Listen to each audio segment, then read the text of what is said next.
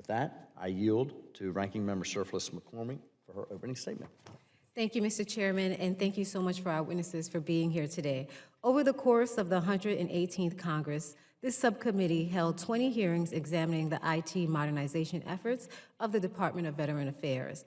It is clear to me that most of the programs that were reviewed suffer from the same issues: poor requirements development, poor contract management, and an over-reliance on contractors to determine what is possible versus what the department identifies as its needs.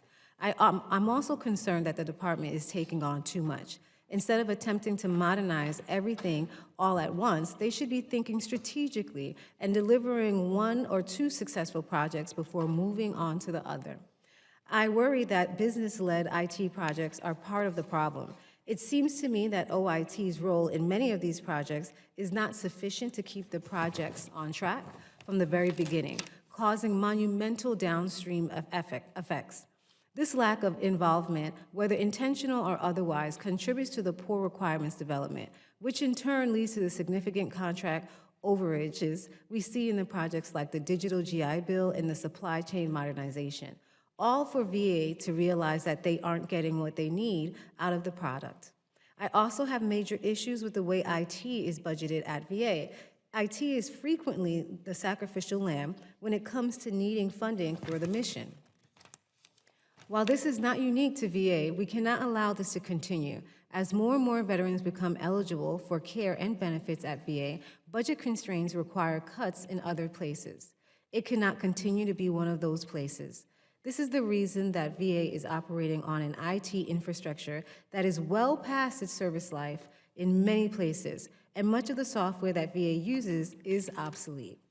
We hear a lot of talk about government inefficiency. Fixing those inefficiencies starts by ensuring that VA employees have the best tools to do their job, which starts with fully funding the Office of Information and Technology. Point blank, VA needs to do a better job of ensuring that its IT budget supports VA employees and veterans. I look forward today to hearing the witnesses' testimony. Before I yield, there's a few people that we unfortunately will be saying farewell to. This will be the last subcommittee hearing for Assistant Secretary Del Benning, one of my favorite chairmen, Rosendale, and the Republican subcommittee staff, Bill Mallison, who has been excellent.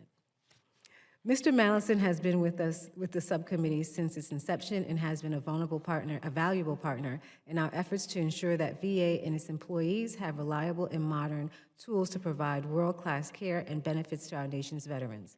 His insight and his thoroughness will be missed, and I wish him the best of luck in his next chapter. Also, as in this way, with a changing administration, we'll be losing Assistant Secretary Del Benning. I know you, and I haven't always seen eye to eye, but I have appreciated your hard work over the past 3 years. I would also like to save the best for last, which is wishing Chairman Rosendale well wishes. As this will be his last hearing with the subcommittee, there are a few places in this body, as bipartisan as a subcommittee we have been on, and I thank the chairman for being one of those people and working with me so openly. I wish you the best on your next endeavors. Thank you so much, and I yield.